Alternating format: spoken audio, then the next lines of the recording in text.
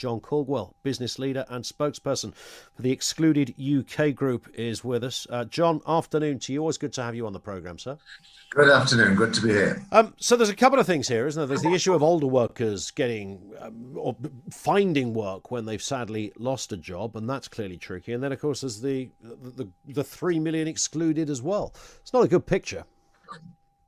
No, it's not a good picture. It never was going to be with this crisis of the pandemic. And of course, that's not to mention all the young people that are out of work. There's going to be an incredibly high number of youngsters that are not going to get back into work once this pandemic comes to some sort of an end. So there's very, very challenging times ahead. And that is why I've been lobbying the government very heavily for big investment into the economy.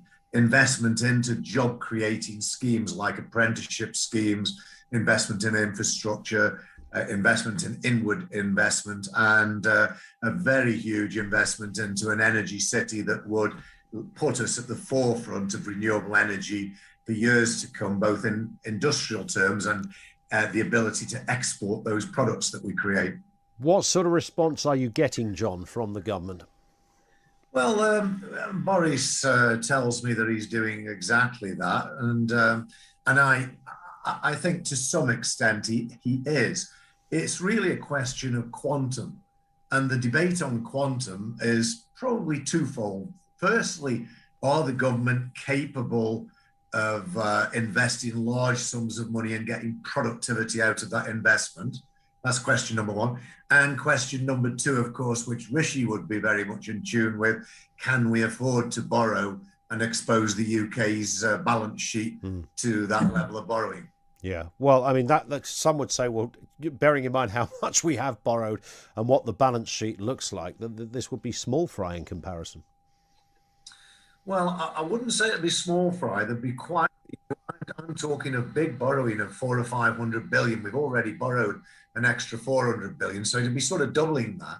But it is very affordable because of the incredibly low interest rates, and all countries are in the same boat. So it's very unlikely to have a consequence on the currency of the country. But even if the pound did fall a little bit, it certainly enables our exports to gain momentum. So a devalued pound, as long as it's not too brutal, is not a terrible thing.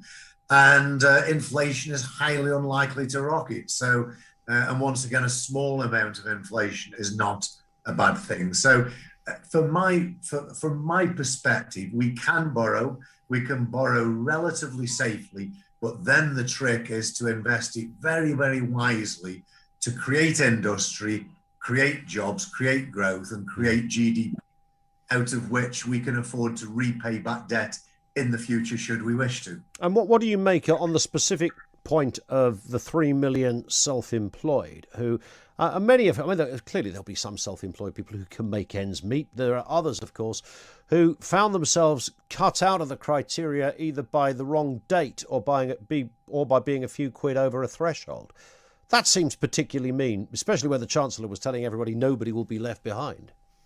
Yes, and I am disappointed in that because I think Rishi has had lots of opportunities to put that right. And I know it's a complex area, and I know there would always be losers like there always are in life. Life isn't inherently fair, but there seems to be too many losers in the excluded camp.